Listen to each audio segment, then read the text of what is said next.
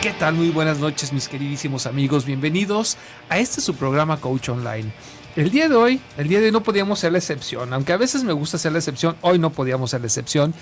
Y tenemos que hablar sobre el tema que se está hablando por todos lados el día de hoy, que es precisamente el Día de Muertos.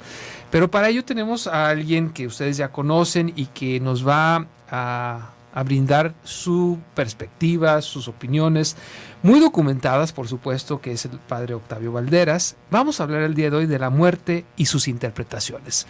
No se vayan, iniciamos Coach Online. Amplía tu visión, expande tus horizontes y logra todos tus objetivos con tu Coach Online. La asesoría y la motivación de Aldo Prieto. Iniciamos.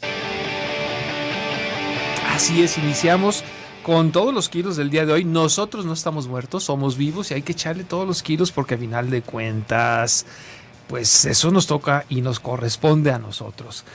Padre, bienvenido, gracias por estar con nosotros. Gracias a ti por la invitación, Aldo. Pues gracias. Ya sabe que esta es su casa. Muchísimas gracias.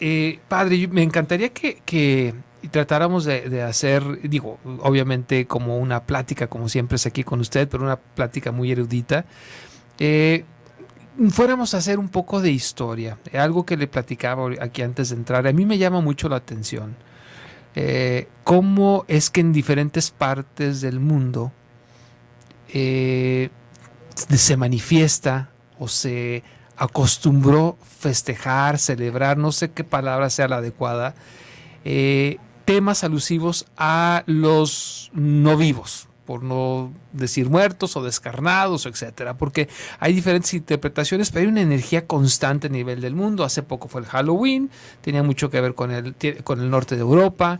Luego, pues, por supuesto, el Día de Muertos, que es nuestra cultura judeocristiana, pero si hacemos un poquito de memoria, también aquí en nuestro México prehispánico, también se festejaba sobre estas fechas el Día de Muertos. Tenía otro nombre, obviamente, y a mí me llama mucho esa atención. No sé si dentro de lo que usted ha investigado o tuviera alguna teoría. Yo tengo mis propias teorías, pero me encantaría escuchar las suyas sobre por qué sucede esto, por qué de alguna u otra manera hay esta necesidad del vivo de ponerse en contacto con el muerto.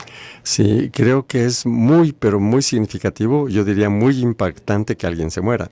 Definitivamente. Y pues se nos van muriendo los seres más significativos poco a poco, desde los abuelos o tatarabuelos, papás, en más de alguna ocasión algún compañero de escuela. Uh-huh. Yo recuerdo cuando estaba en segundo de primaria murió un compañero. Ouch. Y no sabíamos, o sea, al lunes siguiente empezaron a decir, y claro que, por ejemplo, en esa circunstancia, el evento rebasaba mi capacidad de entendimiento, y ahí estaba el evento. Claro. Nos cambia la vida cuando se mueren las personas, uh-huh. Y como esto sucede en todo el mundo, sí, entonces sí. Mi primera explicación, mi primera conclusión es que la muerte es muy impactante. Es algo que uno se pregunta y dice, ¿cómo es que alguien se muere y ya nunca más, mientras yo no me muera, que no sé después qué pase, nunca más voy a poder relacionarme con esa persona de la forma que lo hacía? Sí. Para esa persona, nada de lo que le era útil le es útil. O sea, todo lo que su casa, vestidos, comida, o sea, nada, es un cambio sustancial, vamos a decir así, demasiado impactante. Y ahora, esto, preguntaría, ¿verdad? ¿Qué ser humano se libera de esto? ¿Sí? No. Por lo tanto, la experiencia de la muerte es un impacto para todos los seres humanos. Yo creo que es muy difícil que no se vuelva algo cultural. Yo creo que es muy difícil que, por ejemplo, los mayores no les den una interpretación a los niños, por ejemplo. Para que sea más fácil de digerir. Claro. Y ya sabemos que así se crea la cultura. Por ejemplo, el Día de Muertos, acá en México, los altares de muertos y todo ese asuntito, sabemos que es cultural, o sea, es una cultura. Pero también sabemos que la cultura, como lo dice la palabra misma, es algo que cultiva el ser humano, ¿verdad? La cultura, ¿no? Así es. Y entonces, cada lugar del mundo hizo su propio cultivo, o su propia cultura, pero con elementos comunes, porque es un elemento común la muerte. Claro. Es decir, todos nos morimos de a de veras, ¿no? Sí. La muerte es, digamos, el término para todos, ¿no? Claro. Entonces, a mí me parece que la razón de ser es porque es algo universal, sumamente impactante, modifica la vida de las personas fuertemente. Claro. Y en cada lugar, pues cada quien explicó la cosa como pudo, ¿no? Eso es lo que pasa así. Sí. Y claro que luego después hay disciplinas que lo hacen sistemáticamente, por ejemplo la filosofía, ¿no? Que ya da razones, sigue un razonamiento estricto, ¿verdad? La teología, que también sigue ese razonamiento estricto propio de la filosofía, pero basado en otros datos que nosotros consideramos revelados por Dios, no datos de fe. Claro. Pero la pregunta inicial, era, a ver, ¿cómo es que en todas partes del mundo, ¿verdad? Aunque tengan su colorcito distinto, pero todas van a lo mismo. Yo diría porque a todos nos pasa lo mismo y en todas las culturas me supongo que es impactante. Eso es lo que diría como primera reacción a tu... Y yo, si acaso agregaría, padre, que tiene que ver con las estaciones. Y por eso es de que estamos en esta época donde se empieza a acercar el invierno, donde hay un cambio muy notorio. En México no, en México la verdad tenemos primavera todo el año, pero en otras latitudes yo creo que es muy notorio y obviamente ya me imagino cuando había una vegetación diferente en México, que la hubo. Era más, es más, cuando uno se va, por ejemplo, a la sierra, nota uno el frío y nota uno el calor y nota uno el cambio de estaciones, ¿no? Sí, o si estás en el norte. Exactamente, se nota el cambio de estaciones y entonces había esta relación, decían, bueno, si en el mundo está sucediendo esto, quiere decir que también algo sucede, que se manifiesta la muerte, los árboles empiezan a poner, se le caen las hojitas y había una especie de relación. Y sí, totalmente de acuerdo, la muerte es definitivamente impactante. Claro. Ahora, nos quedan un minutito y cachito para pasarnos al corte, pero ir preparando camino. Si esta muerte que es tan impactante porque perdemos de vista al ser querido, ¿qué será más impactante? ¿Eso que pierdo de vista al ser querido? ¿O es más impactante darme cuenta que yo también llego a ese mismo camino y me planteo la pregunta, ¿a dónde fue este ser querido y a dónde voy a ir yo?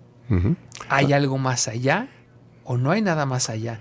Y entonces ahí es donde nosotros creo yo que no solamente nos damos cuenta de que no nos vamos a escapar de la muerte, pero puede haber hasta un cierto temor. Claro. Porque hay algo desconocido, ¿no? Así es. Y yo creo, no sé si hay todavía tiempo, pero entonces diría, hay varias variables, o varios aspectos distintos. Una es la edad. ¿Cómo entiende su muerte, entre comillas, un niño de 5 años? Difícilmente la entiende. Claro. Es muy probable que crea que a él no le toca. Claro. Uno de 35, ya, ¿verdad? Entonces, así. Y la otra cosita, ¿qué nos dijeron? ¿Cómo fue la vivencia de la muerte? Sí, cuando murió algún familiar. Por supuesto. ¿Sí? Y seguimos con la respuesta porque es importantísima y muy interesante.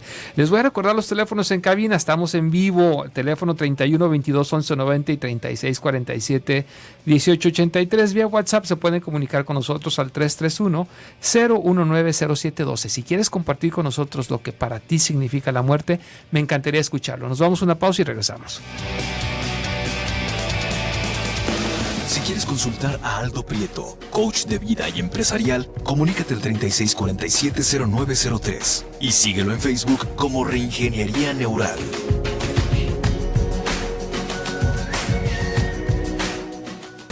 Toma siempre las mejores decisiones. Asesórate con tu coach online. Continuamos en el 1040, Radio Mujer.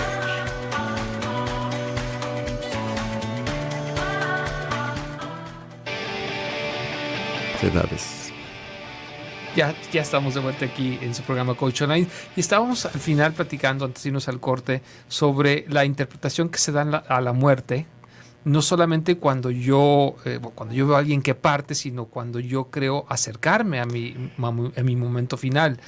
Y me pregunto qué es más impactante, ¿no? Claro. Sí, lo comentábamos que depende de en qué edad estás. Hay una teoría en la que se dice que a los 35 años de edad la mayoría de la gente le cambia el significado de la muerte. O sea, pasa de la muerte, sí existe la muerte en otros, sí, ¿verdad? En mí no, sí. ¿sí? Y a partir de los 35 años uno ya empieza a, o sea, lo ve más existencial, claro. Con uno de mis hermanos esto es clarísimo. Y en el caso personal, mi padre murió cuando yo tenía 35 años. Ahí fue una casualidad grandísima, pero el ver a mi padre como si estuviera dormido, tranquilo, fue algo fabuloso en el cambio del significado de la muerte. Impactante como siempre, sí. En cambio, uno de mis hermanos, curiosamente, que es más chico que yo, no fue la muerte de mi padre, él tendría ahí 33. Pero cuando él tenía 35, murió un compañero de uno de sus hijos y le pegó durísimo, ¿sí? Entonces, él mismo me había comentado que en algún lugar había leído eso. Sí. Yo luego he visto que no es exactamente 35 años, pero más o menos por ahí va el asunto de que se nos modifica. Por eso decía antes del corte que qué significado le damos a la muerte también depende de en qué edad estamos, ¿verdad? Cierto. Una persona de 80, 90 años, por ejemplo, pues también ya lo ve muy distinto a un niño, etcétera. Y la otra, cómo se vivían las muertes cuando estábamos chiquitos, como algo súper dramático y gritado, etcétera, y un grito histérico. ¿Cómo se llamaban a las señoras que se contrataban para llorar? Sí, lo ignoro, pero se usaba. Claro, se contrataba la llorona, bueno, no se llama así, la sí. rezandera y cosas por el estilo, ¿sí? Entonces, pues pobres niños decían, nada más como llora esa mujer, claro. Sí, y entonces, depende de más o menos qué tan histérica, histriónica, o qué tan normal, o qué tan serena era una familia para que nosotros de pequeñitos también le demos el significado a esto, ¿verdad? Sí, nos enseñan a cómo reaccionar. Claro. Por eso, por ejemplo, siempre que celebro una misa donde hay cuerpo presente, encuentro muchos tipos de gente. Hay gentes fabulosas en su duelo, excelentes. Hay gentes que se están derrumbando allí. Yo lo que digo es, les invito a que tengamos dos perspectivas, la nuestra y la del que se murió. La nuestra es ver puros restos. Nosotros vemos poquísimo, vemos pura pobreza. ¿Qué estará experimentando la persona que falleció? Si yo desde el punto de vista de mi fe sé que se encontró con Dios, digo, pues mejor no puede estar. Por supuesto. ¿Sí? Que a mí me duela la separación, muy cierto, muy respetable, y ojalá viva su dolor, ¿no? Claro. Pero si ama a la persona, si le interesó la persona y sabe lo bien que está la persona, entonces las cosas tienen un significado muy distinto. Entonces habría que, independientemente de nuestras creencias religiosas, vale la pena encontrarle un significado a la muerte. Claro, sí. Hay personas, por ejemplo, que no comparten la fe cristiana, pero se han hecho una idea bastante basada científicamente sobre el universo, ¿no? Y entonces, por ejemplo, creen que esa persona se armonizó con el todo otra vez, ¿no? Así es. Bueno, pues esa creencia que tienen o esa manera de entender la muerte también les completa o les da otra perspectiva, ¿no? Claro. Nosotros no lo compartimos, pero bueno, es nuestra fe, ¿no? Sí, por supuesto. Y claro, y así mucha otra gente también va a depender de a qué conclusión llega sobre la situación de quien ya murió, ¿verdad? Porque luego también en la propia persona va a ser así, ¿verdad? Entonces, por ejemplo, en lo personal, claro que yo aprendí que la muerte era dramática, ¿verdad? Como si conviniera que no nos muriéramos, pero al ir entendiendo ciertas cosas, digo, muchas cosas que hacía y decía no tienen sentido, ¿verdad? Me moriré. ¿Cuándo? De nada sirve que me lo esté proyectando. Generalmente no se cumple el proyecto, ¿verdad? Claro. Y cosas por el estilo. Entonces la cosa se hace mucho más sencilla. Hay personas que mueren repentinamente y nosotros decimos que qué pena que murió repentinamente. Decimos, no, pues son las personas que menos sufrieron. Por supuesto. ¿Verdad? De las que ni agonía tuvieron, ¿verdad? Sí. Y cosas semejantes. Claro que la pregunta y la duda se ponía porque se consideraba como si Dios estuviera ahí viendo a ver a quién condena, ¿verdad? Y entonces que no la vaya a pescar desprevenido, porque corre el riesgo de que Dios se lo mande a la pena peor que cadena perpetua por un descuidito. Entonces, bueno, es una imagen de Dios que todavía mucha gente tiene, pero que no es el Dios de la Biblia. No es el Padre misericordioso del Hijo pródigo, ¿verdad? No es el amor, o sea, es otra imagen que aprendimos por otros caminos, ¿verdad? Sí, totalmente de acuerdo. Y de hecho es algo que se repite. Desgraciadamente hay mucha gente que tiene algún tipo de aversión fuerte hacia nuestra religión.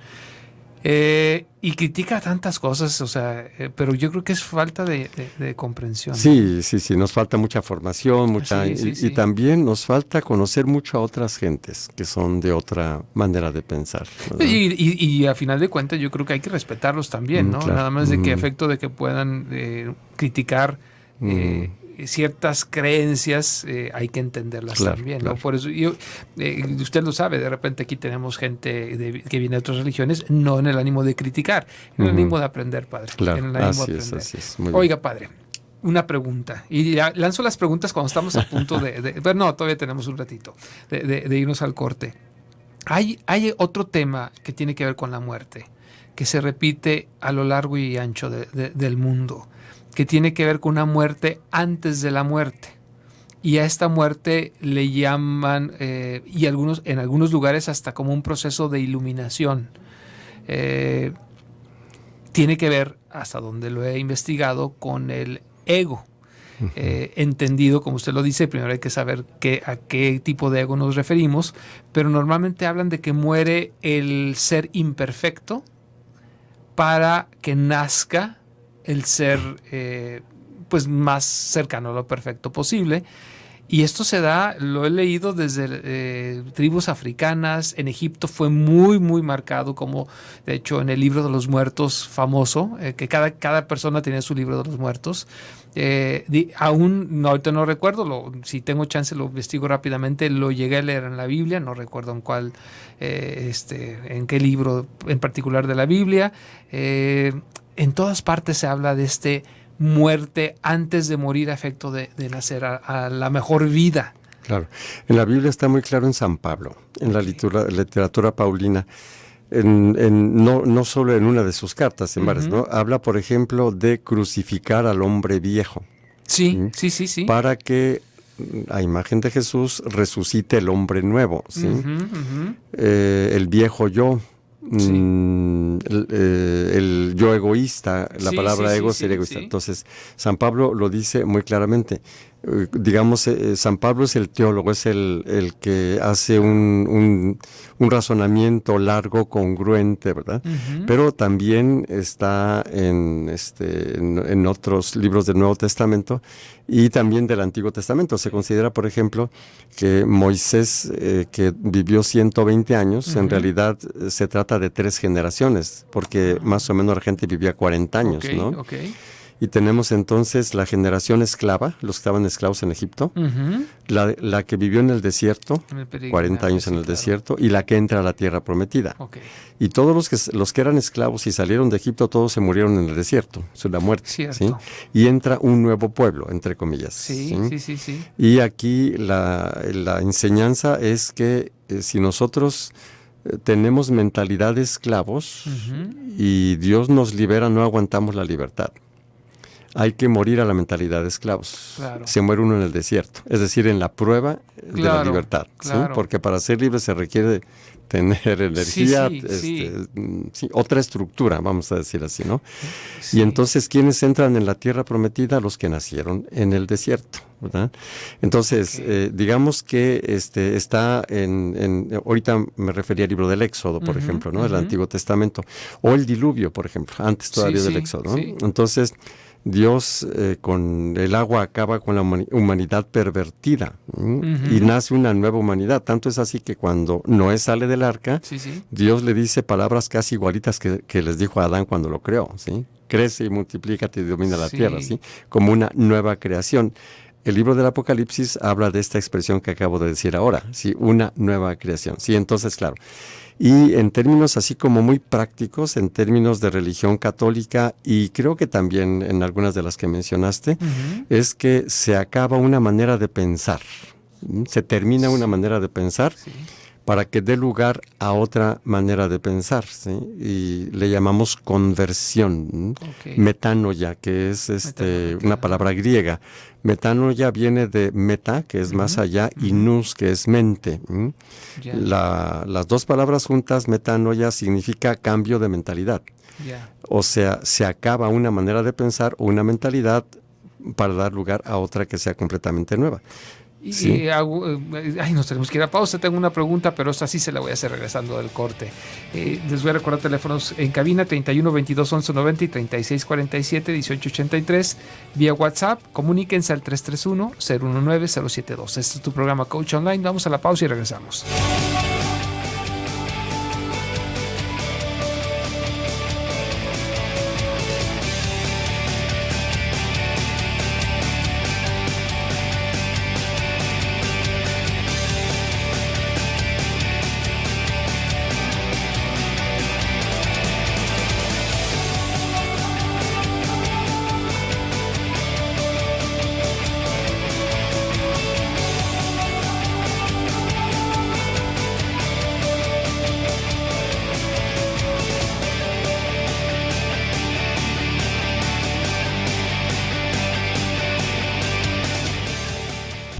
Mentalízate.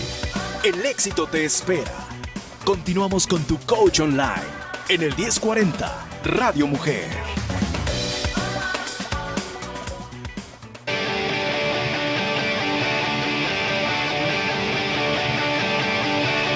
Ya estamos de vuelta aquí en su programa Coach Online, platicando aquí entre segmento y segmento con el padre Octavio Valderas. Realmente a mí me sirve mucho. Ojalá y pudieran estar los micrófonos abiertos, pero voy a regresar con la pregunta porque creo que me dejó mucho aprendizaje. Al hablar de metanoia, que el padre nos interpretó, nos tradujo como cambio de mentalidad. Si yo me voy a la raíz, al hablar de meta, que es sobre o más allá, ¿qué sucede si yo interpreto como que la metanoia sea más allá de la mente? O sea, un estado que no, en el cual me desidentifico con estos pensamientos egoístas. Sí, claro. Sí. Entonces, diría que lo podría decir de otro modo, más bien, el hecho de no creer que mis pensamientos son la realidad, por ejemplo. Okay. Sí, al ser consciente, ya usamos la palabra conciencia, ¿verdad? Sí. Al ser consciente que mis pensamientos son solo referentes, claro, pero la realidad no son mis pensamientos, ¿verdad? Me sirven para entender la realidad y además entenderla parcialmente, ¿no? Así es. Cuando yo me voy dando cuenta de esto, entonces sucede lo que en términos cristianos se llama contemplación, la contemplación, ¿sí? El contemplativo no es el que está ahí nomás viendo, ¿verdad? Sí, que no hace nada, ¿no? Claro. El contemplativo es el que percibe con mucha mayor profundidad, incluso aquello que piensa, o sea, percibe, entre comillas, su propia mente, su propio funcionamiento mental, ¿no?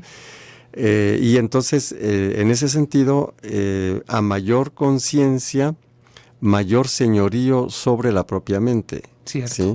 Cierto. Desde el punto de vista psicológico, estaríamos en el polo opuesto del obsesivo-compulsivo, por ejemplo. Totalmente. ¿sí? Entonces, el obsesivo, ya después puede ser compulsivo. El obsesivo no puede manejar su mente. O sea, entre comillas, le llegan pensamientos. Claro. No le llegan, pues los produce él, por ¿verdad? Supuesto. Pero en modo compulsivo, precisamente. O sea, sin libertad de hacerlo. Así es. Y lo que tú acabas... Y en términos coloquiales, se clavan en eso. Exacto, claro. Están amarrados por eso. Exacto. Claro. Y lo que tú acabas de decir es exactamente el polo opuesto, ¿no? Entonces una persona va dándose cuenta ¿no? De que sus palabras son muy relativas comparadas con aquello que están significando, ¿verdad? Claro. La famosa diferencia entre significado y significante, ¿no? Así. Al grado que la persona sí puede llegar a darse cuenta de que tiene un instrumento que se llama mente, ¿verdad? Sí. Lo va a tener que usar toda su vida, ¿sí? Claro. Pero si no se da cuenta de que es un instrumento suyo, no va a poder manejar su mente. Claro. Se identifica demasiado con el pensamiento. Exacto, su mente lo va a manejar a él. Así es. De hecho, Richard Bandler, uno de los creadores de la programación neurolingüística, tiene un libro que se llama Use su cabeza para variar, ¿no? Sí. Y dice por qué, dice muy claramente, dice, aparentemente es medio chistoso el título, Use su cabeza para variar, dice, pero en realidad no variamos o no cambiamos porque la cabeza es la que nos usa a nosotros. Por supuesto.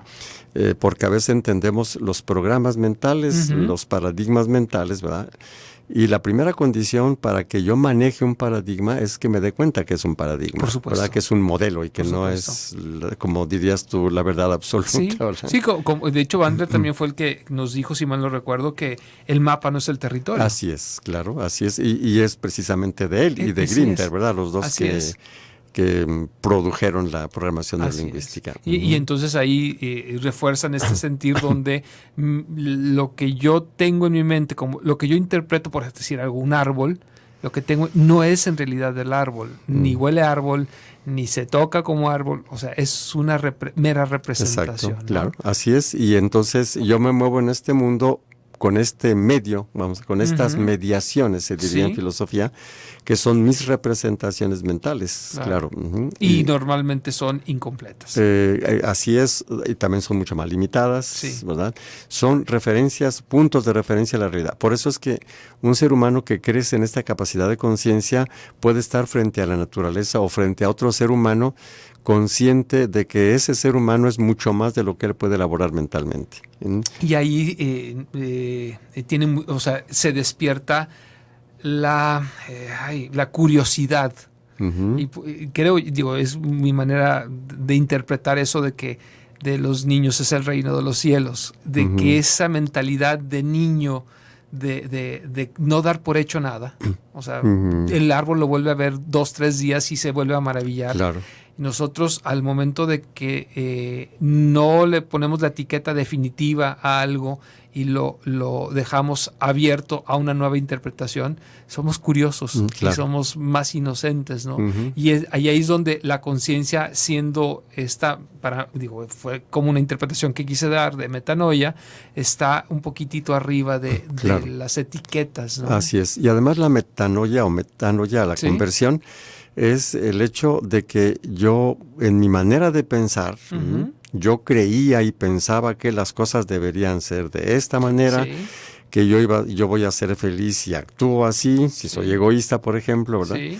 Y la conversión, el cambio de mentalidad es que yo ahora ya sé y pienso de otra manera distinta. Claro. Y lo que pensaba, sentía y hacía con la mentalidad anterior ya no existe. Claro. Y es lo que se llama muerte. Ya murió. ¿Sí? Muerte del hombre viejo. Así es. Entonces, muerte quiere decir eso ya no existe. Claro. Sí. Claro. Y necesita eso morirse para que luego exista lo nuevo. Si no, no pueden coexistir dos contrarios. Claro. Dirían, ¿sí? Claro. Ese sería más o menos el significado. Ahora, si ya hay esta nueva, este nuevo individuo, por decirlo de alguna manera, lo encuentro repetido en muchísimas tradiciones. Este nuevo individuo también está más preparado para morir ahora sí físicamente. Claro.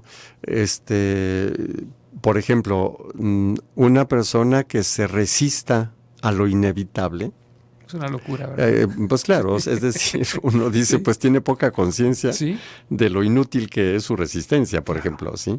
Claro. Entonces, hice un brevísimo ejemplo de lo que te acabas de decir. O sea, cuando una persona va creciendo en esta conciencia de la realidad, de sí mismo, de las cosas, etcétera, se va armonizando con la muerte, claro.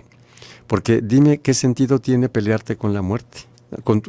pelearte con algo que ya sabes que es tu destino, ¿no? Por eso conviene ver esa película de Macario, ¿se acuerda? Sí, me acuerdo. Todavía en blanco y negro, me parece, ¿no? En blanco y negro. Sí, era amigo de la muerte. Ajá, así es. Era una película increíble. Si no la han visto, yo creo que nuevas generaciones quizá no la han visto. Vale la pena verla. Yo creo que la encuentran ahorita hasta en internet. Y se hace amigo Macario de la muerte.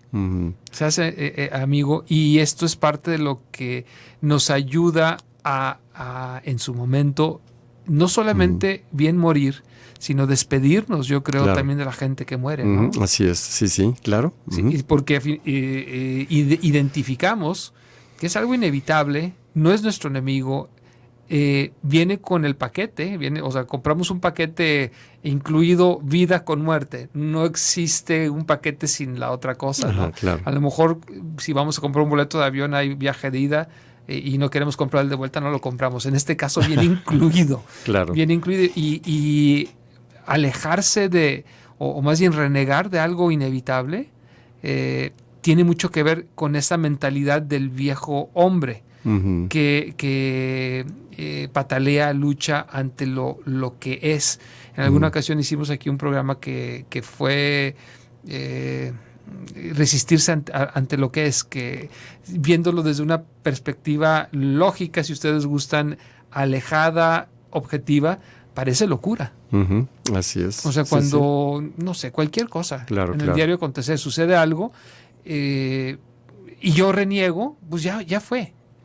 O sea, ¿qué gano yo con esto? Y entonces, cuando despierta este nuevo hombre, o sea, cuando tengo que morir para despertar, ya esta nueva persona identifica e interpreta las cosas de una forma más ecuánime, quizás sea la palabra, ¿no? Sí, claro. Y hay otra cosa que creo que también ayuda a reconciliarnos con la muerte, vivir plenamente.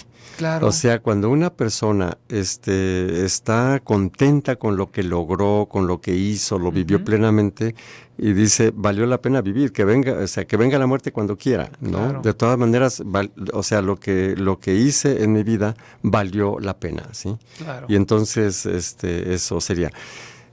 Hace 25 años yo tuve una operación que no sabía cuál iba a ser el resultado, pero decía, ya lo que viví, fabuloso. Así es de que si no regreso, va, sí, pero ya Dios me concedió casi otros 30 años más, entonces, bueno, pues hay que seguirle, ¿verdad? Tiene todavía cosas que hacer, padre, como venir aquí al programa. De alguna ocasión, yo recuerdo en primaria, estaba en una escuela católica, y mi maestra me platicó de un santo que después fue santo, pero que siendo niño, a lo mejor usted se va a acordar, yo para nombres no soy tan bueno, que le preguntaron que si se fuera a morir el día de hoy, ¿qué haría? Y dijo, yo seguiría jugando. Sí, se le atribuye a dos santos, uno San Luis Gonzaga y otro Santo Domingo Sabio. San Luis Gonzaga es previo, ¿sí? Sí, y entonces, sí, claro, estaban en recreo. Jovencillos, San Luis Gonzaga murió muy joven también. Y entonces uno, oye, si te murieras ahorita, ¿qué harías? Pues yo me iría a rezar, yo me iría, etcétera. Y le preguntan a él, dice, ¿y tú qué harías si te fueras a morir ahorita? Seguiría jugando. Así es. ¿Sí? Yo creo que eso es señal de que aún a sus escasos años había vivido o estaba viviendo una vida realmente plena, o sea, realmente viviendo y no jugando a que vivir, ¿no? Exacto, y en ese sentido, creo yo, consciente de que ese era el momento de jugar. Claro. En ese momento tocaba jugar, ¿sí? Claro. Entonces, y por eso, si nosotros hacemos lo que en ese momento toca, dormir, convivir o trabajar, divertirse, toca en ese momento que venga la muerte. Por supuesto. Nuevamente nos vamos a una pausa. Les voy a recordar teléfonos en cabina que son el 31 22 11 90 y 36 47 18 83 o vía WhatsApp. Comuníquense al 331 019 072. Este es tu programa Coach Online. Vamos a una pausa y regresamos. Si quieres consultar a Aldo Prieto, coach de vida y empresarial, comunícate al 3647-0903 y síguelo en Facebook como Reingeniería Neural. Controla todos tus pensamientos a tu favor.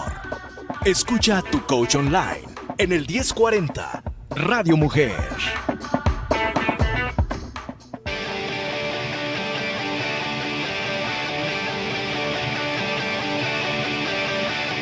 Ya estamos de vuelta aquí en su programa Coach Online.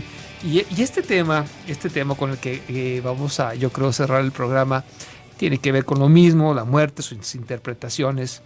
Pero vamos a entrar a un tema polémico y hay que ser cuidadosos con él.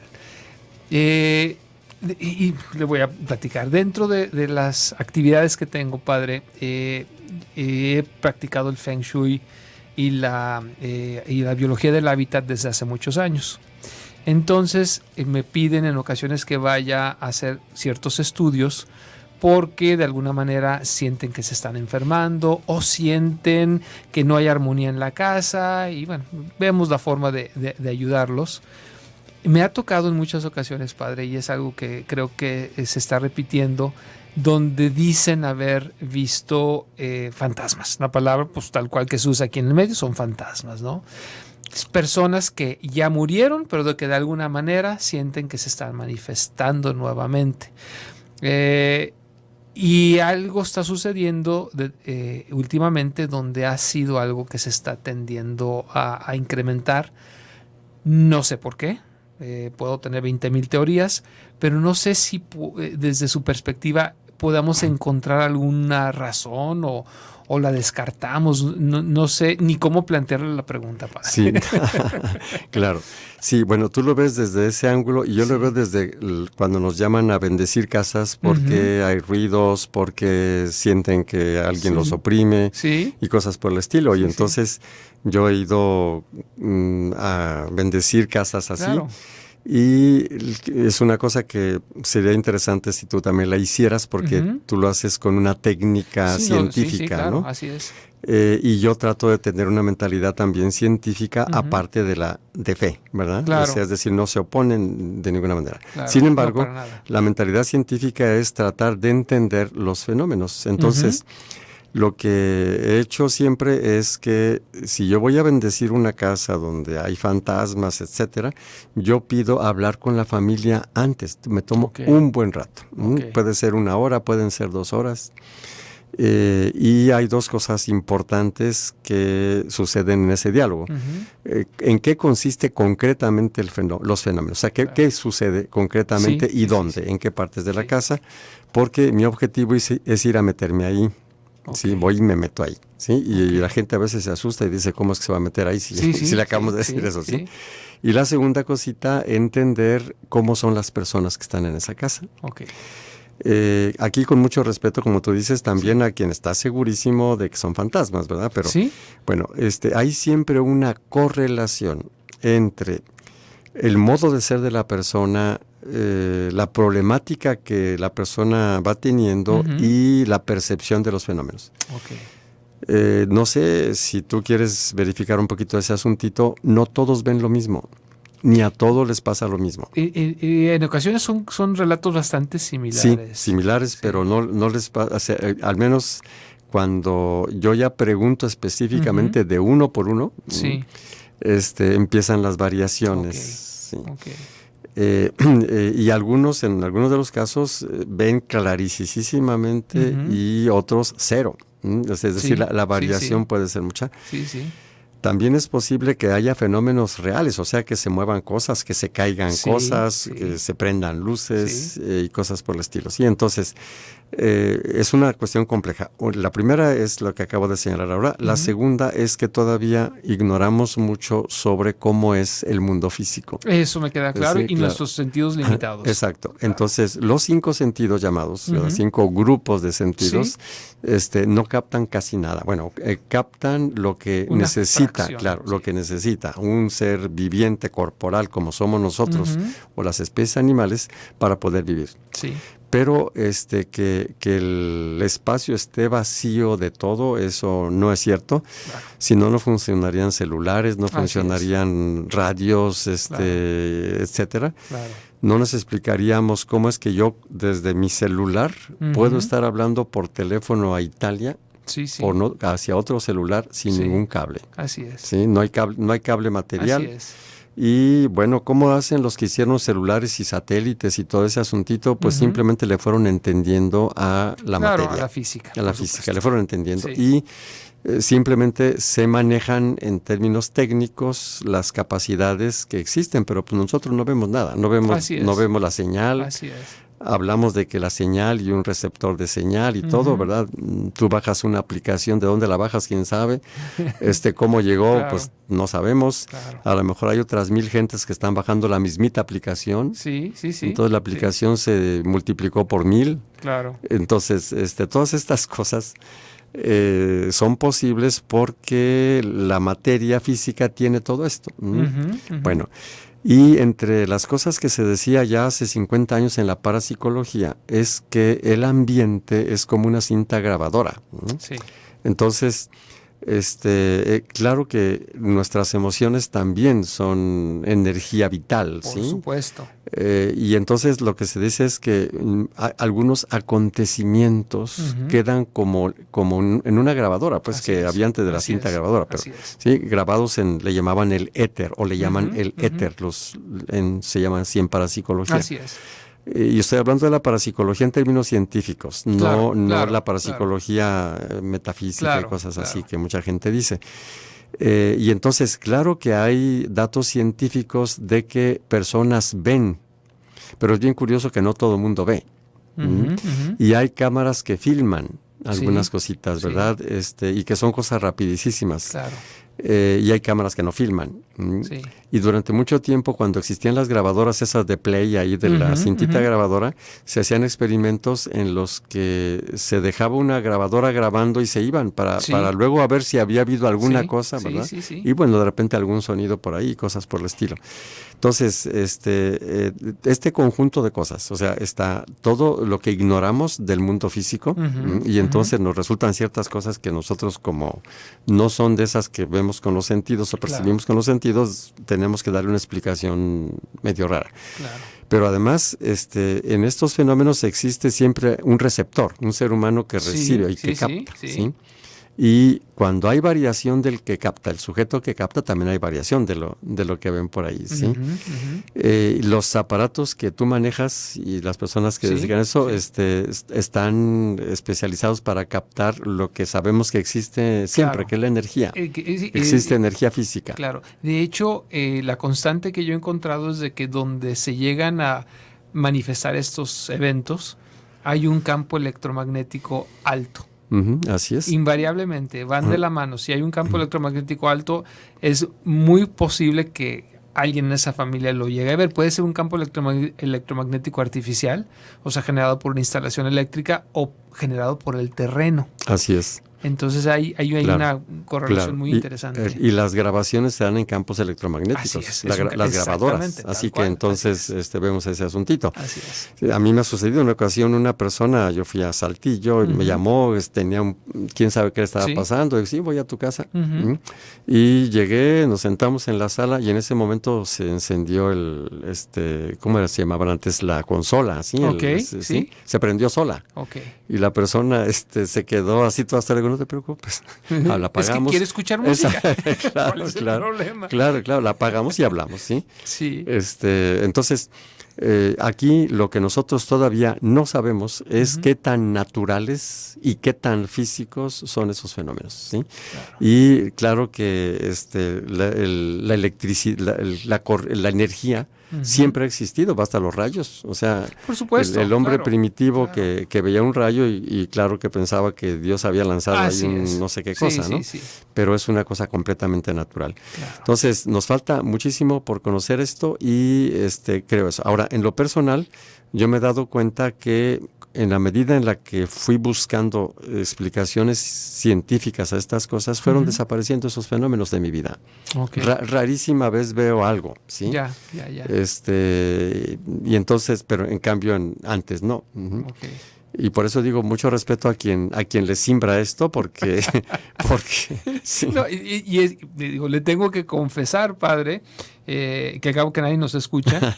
En la casa donde vivía yo pequeño con mis padres, era realmente la casa de brujada. Nos hablaban, se escuchaba claro las voces, veíamos y nos llamaban, vengan, una flamita que recorría, le llamamos el corral, era un patio grande, recorría el patio, o sea, Sí llegué a tener miedo en alguna ocasión, pero después ya no. Claro. Pero era realmente era peculiar, porque todo el mundo que llegaba a la casa y que se quedaba a dormir, invariablemente decía, me pasó esto, aunque no les platicáramos. Claro, así es. Sí, muy curioso. Y aquí es una cosa importante, todos esos fenómenos son inofensivos. No te van a pasar, no te va a pasar nada. Así es. Y hay una técnica que si tú le preguntaras a esas voces qué te pasa, etcétera, etcétera, si empiezas a dialogar con esas voces, van desapareciendo. Y yo, una frase que utilicé que tenía que ver, era... que yo soy en Dios, Dios es en mí, donde está Dios todo está bien. Lo empecé a repetir, se fue. Okay. Pero no fue la única ocasión, volvió a suceder. Claro. Okay. Fue muy curioso, pero insisto, o sea, fue algo que se trascendió. Y digo, la idea del programa, porque el tiempo se nos viene encima, era un poquitín platicar de estas interpretaciones que le damos a la muerte. Le agradezco muchísimo su presencia, padre. Gracias. Esperamos su presencia dentro de un mes. No sé si quiera comentarnos algo como corolario final. Bueno, simplemente decir que la muerte, para los que creemos en Dios, en Jesucristo, es el momento del encuentro definitivo con el mejor de todos los padres, Dios nuestro Padre, ¿verdad? Ese es el paso para ese encuentro con Dios. Esa es lo que dice nuestra fe cristiana. Es la máxima comunión. Así es, claro. Muchas gracias por haber estado con nosotros, padre. Giovanni, que estuvo ahí en controles, muchas gracias. Claudia Arias, que estuvo en producción. Yo soy el arquitecto Aldo Prieto, me despido de ustedes hasta el día de mañana. Chao, que te pasen buenas noches.